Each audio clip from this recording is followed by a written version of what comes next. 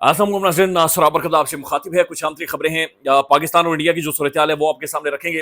फिर ख्वाजा आसिफ साहब जो पाकिस्तान के डिफेंस मिनिस्टर हैं, इन्होंने जो बैनुल अक़वामी एम्बैरेसमेंट पाकिस्तान के लिए क्रिएट की है अपने लिए, और कालक उठाकर ना कालक का देगचा उठाकर ख्वाजा साहब ने खुद भी मला है, और पूरी पाकिस्तानी कौम, पाकिस्तानी अफवाज, पाकिस्तान के अंदर हर शख्स के मुंह के ऊपर ख्वाजा साहब ने वो काला देगचा मला है, खुलकर मला है। ये मैं आपके सामने रख देता हूं। फिर बॉर्डर के ऊपर क्या सूरत हाल है, ये भी रिपोर्ट हो रहा है कि 175 से ज्यादा जंगी जहाज बॉर्डर के ऊपर मौजूद हैं। फिर दोनों तरफ से आबादियों को निकाल लिया गया है, इंडिया ने मशक़ें शुरू कर दी हैं। ये बड़ी अहम डेवलपमेंट है, चूंकि 48 घंटों में सिग्नल्स मिल रहे हैं, महसूस हो रहा है कि कुछ होने वाला है। लेकिन नाज़रीन, इस दौरान एक खबर है और ये बड़ी सीरियस खबर है। गुज़श्ता 45 से 50 दिनों से इमरान अहमद खान नियाज़ी को बिल्कुल ही मंजर से गायब कर लिया गया है। यानी बिल्कुल उठाकर खान को ना, आइसोलेशन तो दूर की बात है, ऐसा महसूस हो रहा है कि बिल्कुल इस साइड पर जैसे इमरान खान को खुदा न खास्ता अगवा कर लिया गया, बिल्कुल ही मंजर से गायब कर लिया गया है। और ये सिस्टमैटिक तरीके से स्लो करके हुआ है, सिस्टमैटिक तरीके से बाकायदे से हुआ है। यानी 45 से 50 दिनों में पाकिस्तान के अंदर जो कुछ हुआ है, इमरान खान को उस बारे में नहीं पता। जाफर एक्सप्रेस के बारे में खान को नहीं पता ठीक से, जो काटलिंग में हुआ था उसके बारे में खान को नहीं पता, माइंस एंड मिनरल्स के ऊपर इमरान खान को नहीं पता, भारत के अंदर जो कुछ हुआ है और उसके बाद जो सारा सीन बना है उसके बारे में एग्जैक्ट इमरान खान को नहीं पता। तो एक बड़ी सीरियस जो पाकिस्तान के अंदर डेवलपमेंट्स हुई हैं, उन तमाम तर डेवलपमेंट्स के अंदर सिस्टमैटिक तरीके से ऐसा माहौल बनाया गया, ऐसी हाइप बनाई गई, ऐसा माहौल क्रिएट किया गया, महसूस हो रहा है बाकायदे से ब्रिक बाय ब्रिक क्रिएट किया गया है कि इमरान खान बिल्कुल ही साइडलाइन कर दिया जाए। ये बड़ी सीरियस डेवलपमेंट है, और ये हैरानकुन इसलिए है कि बाहर तहरीक इंसाफ की जो क़यादत है वो कोई भी क्राइसिस क्रिएट नहीं कर पा रही। यानी जो खप डाली हुई है वो इमरान खान साहब की बहनों ने तो डाली हुई है, यानी खान की बहनों ने रोला डाला हुआ है। इमरान खान की बहनें चीख रही हैं, अदालतों में जा रही हैं, अडयाला जेल के बाहर जा रही हैं। अब उस चीज को भी बड़ा एक सिस्टमैटिकली मैनेज किया जा रहा है। लेकिन तहरीक इंसाफ की पूरी क़यादत जो आज़ाद है, आपको ये नजर ही नहीं आएंगे। आपको वो लोग नजर आएंगे जो कि इस वक्त पार्लियामान का हिस्सा नहीं है, आपको वो लोग नजर आएंगे जो कि बिल्कुल नए चेहरे हैं। तैयबा राजा हो गई, खदीजा शाह हो गई, या बाकी और लोग बहुत सारे नजर आएंगे, वकला भी बहुत सारे और नजर आएंगे। लेकिन सिस्टमैटिक तरीके से बिल्कुल ही इस पार्टी को तो मैनेज कर लिया गया है, लेकिन इमरान खान को आइसोलेट कर दिया। That's very very alarming. ये बहुत सीरियस चीज है, और इस हवाले से मुज्जात खबरें फिर सोशल मीडिया पर फैलाई जा रही हैं, और एक तज़हीक अमेज माहौल इमरान खान साहब के हवाले से सोशल मीडिया पर बनाया जा रहा है, जो कि बहुत ज्यादा अलार्मिंग है, बहुत ही ज्यादा अलार्मिंग है जो कि बनाया जा रहा है। लेकिन मैं इस हवाले से एक ट्वीट आपके सामने रखना चाह रहा हूँ। ये इमरान खान साहब का अक्टूबर 29 का एक ट्वीट है, जिसमें खान साहब ने खुद गुफ्तगू की थी।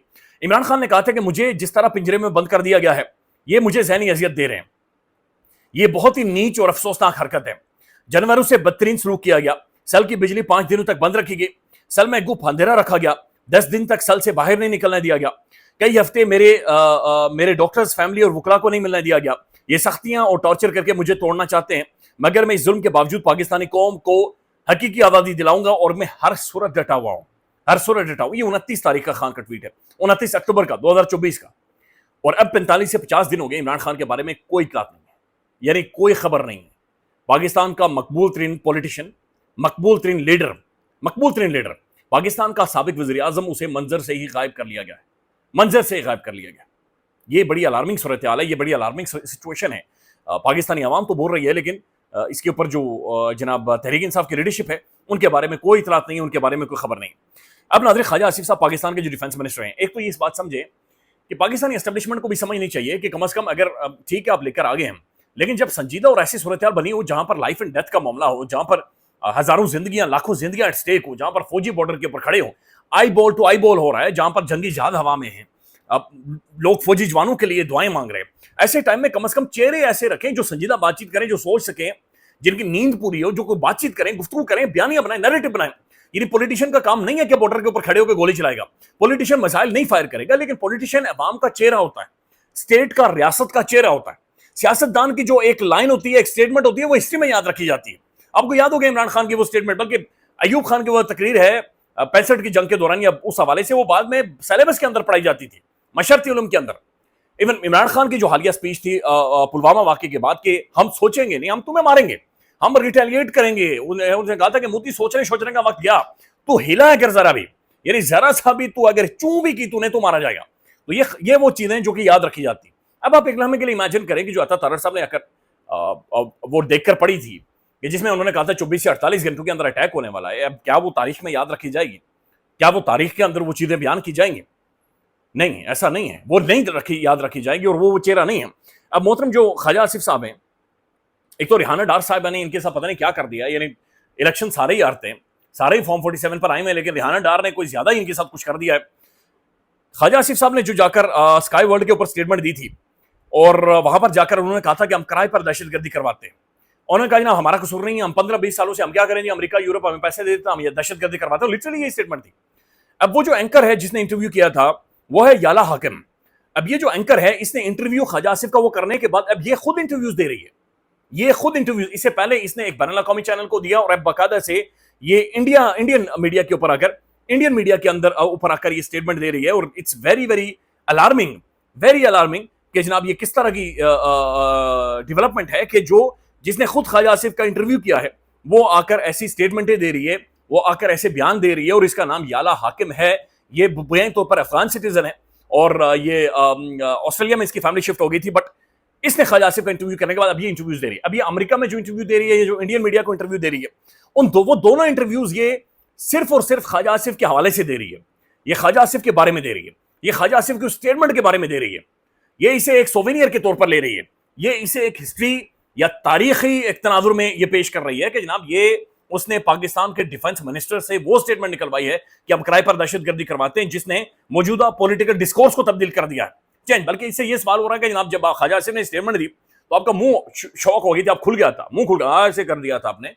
اس کے اوپر بھی یہ ایکسپلین کر رہی ہے اور وضاحت کر رہی ہے کہ میرا منہ کیوں کھلا تھا، یہ بتا رہی ہے.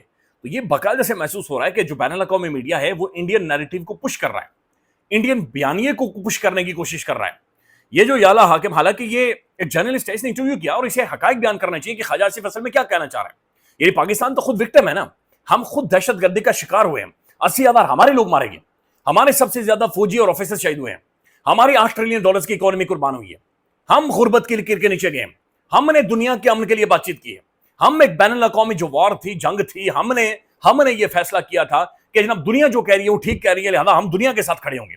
اگر we are the bad guys, اگر ہم برے لوگ ہیں تو پھر اس کا مطلب پوری دنیا بری ہے. وار آن ٹیرر یا دہشت گردوں کے خلاف دنیا میں جس بھی ملک کا جو موقف ہے، اس کا مطلب ہے سب برے ہیں، سب خراب ہیں. لیکن خواجہ صاحب کی ایک اسٹیٹمنٹ، اور ظاہر ہے اس کے بعد جس طریقے سے یہ اسٹیٹمنٹیں دے رہی ہے، دس از ویری ویری الارمنگ. اور یہ باقاعدہ سے بیان دے رہی ہے اور باقاعدہ سے بات چیت کر رہی ہے، یہ بہت الارمنگ چیز ہے. اب ناظرین ایک اور خبر ہے، اور یہ باقاعدہ سے منصور علی خان صاحب نے ابھی اپنے ویلاگ میں دی ہے، اور وہ یہ کہہ رہے ہیں کہ تقریباً 175 سے زیادہ لڑاکا طیارے پاکستانی بارڈر کی طرف انڈیا نے موو کر دیے ہیں. 175 سے زیادہ لڑاکا طیارے، اس میں رافیل ہیں اور مختلف اور طیارے ہیں، اور 9 جو انڈین بیسز ہیں ان میں ان لڑاکا طیاروں کو موو آن کر لیا گیا. دیکھیں بارڈر کے اوپر صورتحال تو خراب ہے، یہ بڑی obvious ہے، اور Pakistani air force high alert ہے. پاکستان کے جو ریڈارز ہیں وہ 24/7 ایکٹیو ہیں. ایئر فورس ان کی جو مختلف فلیٹس ہیں، جنگی جہاز ہیں، وہ بھی ہوا کے اندر موجود ہیں. پاکستان کا جو سائبر وارفیئر ہے وہ بھی فلی ایکٹیو ہے. لیکن ایک بات یہاں پر موجود ہے، آج ہم نے ایک انٹرویو کیا ایئر وائس مارشل کا، تو وہ مجھے یہ بتا رہے تھے، میں نے ان سے یہی سوال پوچھا کہ کیا ہم یہ ٹریک کر سکتے ہیں یا ہم یہ سرویلنس کر سکتے ہیں کہ انڈین جہاز کہاں پر ہیں. انہوں نے کہا انڈیا کی جو تمام تر جہازوں کی بیسز ہیں، ہم ان کے اندر یہ بھی آئیڈینٹیفائی کر سکتے ہیں کہ انڈین جو پائلٹ ہے اس نے جو چائے اٹھائی ہوئی ہے وہ چائے ہے یا لسی ہے. یعنی ہم یہ بھی، انہوں نے کہا کہ ہم یہ بھی آئیڈینٹیفائی کر سکتے ہیں کہ انڈین بیسز کے اندر جو گائے ماتا ہے، اس گائے ماتا کی ٹانگ کیسی ہے اور اس گائے ماتا دودھ کتنا دیتی ہے. یعنی یہ بھی ہم آئیڈینٹیفائی کر سکتے ہیں، یہ بھی ہم ٹریک کر رہے ہیں. اتنی زیادہ ہماری ٹریس موجود ہے. لہذا انڈین جہازوں کی 175، اب یہ جو بات کر رہے ہیں یہ ظاہر ہے ان کا سوچ تگڑا ہوگا، تو بالکل ٹھیک کر رہے ہیں کہ انہوں نے کاؤنٹ بھی کر لیے ہوں گے. وہ ذرا سے بھی موومنٹ، انڈین جہاز ذرا سے بھی بلنک کا فن آئی ہے، پاکستانی ایئر فورس مانیٹر کر رہی ہے. یہ بات ذہن میں رکھیں، ایک ریالٹی ہے کہ دنیا کی جو 3 تگڑی ایئر فورسز ہیں دنیا بھر میں، ان میں پاکستانی ایئر فورس ایک موجود ہے. اس ایئر فورس کی پریزنس ہے، they means business, they really means business. Pakistani ہمارے جو پائلٹس ہیں یہ غیر معمولی طور پر ٹرینڈ ہے. یہ وار ہارڈنڈ ایئر فورس ہے، وار ہارڈنڈ ایئر فورس ہے. اور بدقسمتی ہے کہ ابھی تک ایئر فورس کو اس طرح سے سیلیبریٹ نہیں کیا گیا. ابھی تک شاید آپ لوگوں کو جو ایئر فورس کا چیف ہے اس کا نام نہیں پتا ہوگا. تو یہ بدقسمتی ہے کہ ایئر فورس کو، حالانکہ 65-71 اٹھا کر دیکھ لیں، پلوامہ اٹھا کر دیکھ لیں، ہماری ایئر فورس گھس رہی ہے، بالکل اندر جا رہی ہے.